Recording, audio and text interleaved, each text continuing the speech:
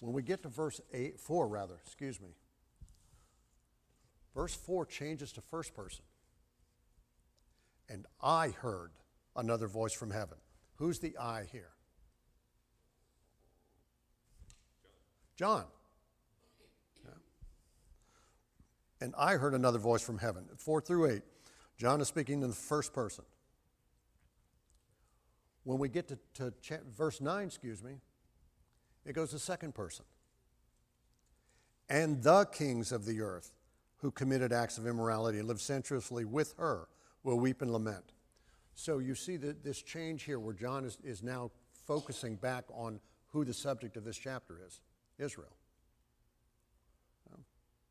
Verse 21 goes back to, beginning of 21 goes back to the third person as the finality of the desolation is pronounced. Yes, sir.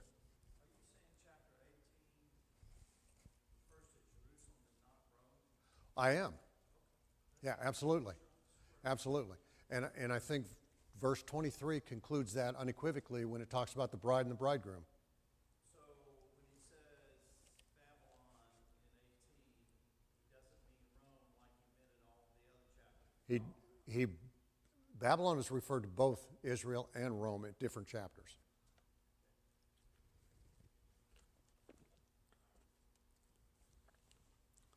Depending on the overall context of the application, it's been referred to both.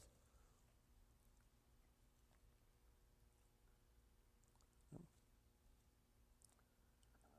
Yes, sir. It sounds from 18 that this is a seaport city.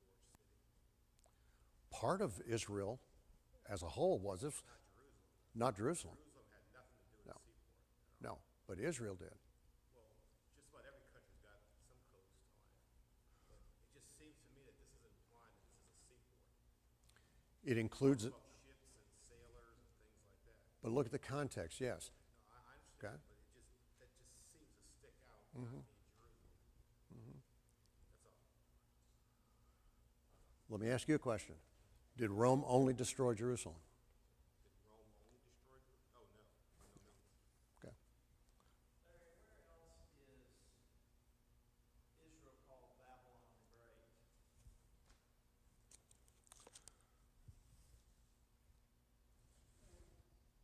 It would take me a couple minutes to go back through my notes to find the exact chapter. The last time Babylon the Great is used is in 17, and well, let's take a look at that. Okay.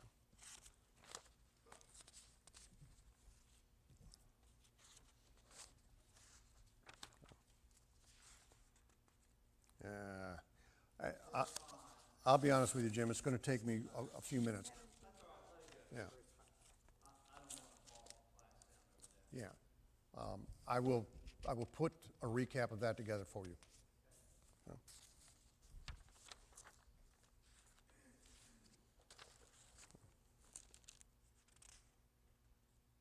Okay.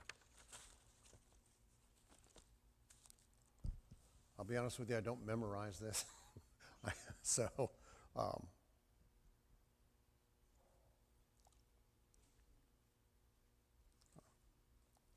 I do remember in my study, though, Babylon is used to represent evil as a whole. It's applied to Rome. It's also applied to Israel. But again, I'll do the recap and get all of those references for you.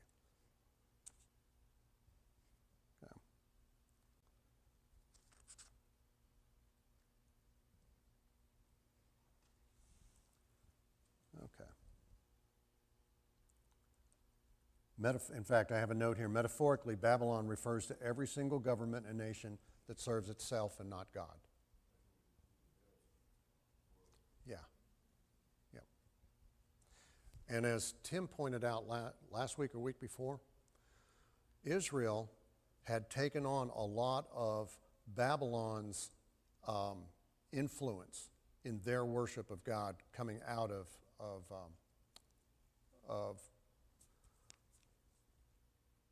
being, words are escaping me, out of their bondage. When they came back and they set up and built the second temple, much of their worship had been influenced by Babylon and was never back what God had established. That was Tim's point from a week or so ago.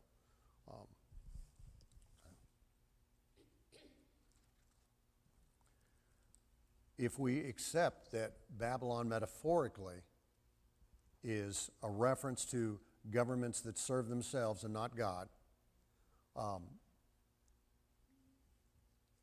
contextually at the time, it was Rome that persecuted the church and persecuted and destroyed Israel.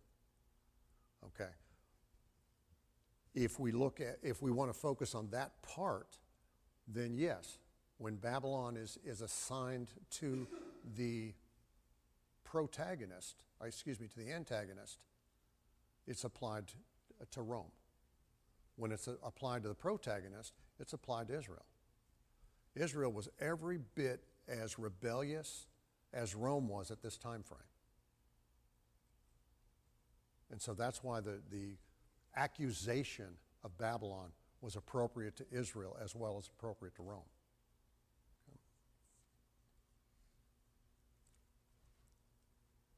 All right, any other comments about 18?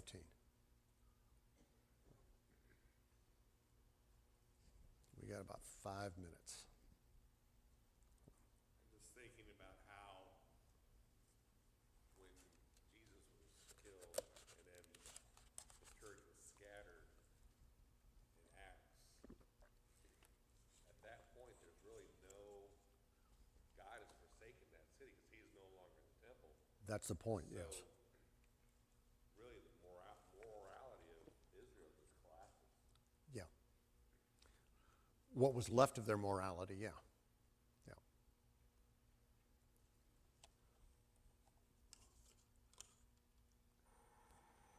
One of the key things, let me rephrase that. What was one of the key things that Paul fought throughout his ministry?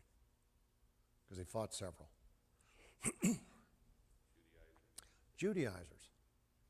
Those that would want to bring Judaism into the church and make a blend, much in the same way that Israel had brought in the teachings of Babylon, the teachings of all these other influences, of Baal, and all these other influences into Judaism. Paul fought that with a hard fist. That was the reason he goes back to Jerusalem and sits with Peter and with the other apostles to make sure that he was on the right path. And they all came out speaking the same words, didn't they? You don't eat the blood from an animal you killed. There was like one other one. There was only a couple things that came out that said, this is what we'll carry to the church. And that was it as far as Judaism went. The destruction of Jerusalem cut those ties. That's not to say there weren't still Judaizers, but they didn't have this infrastructure to fall back on saying that, well, we're the anointed people of God. My opinion, my conclusion. Any other last comments?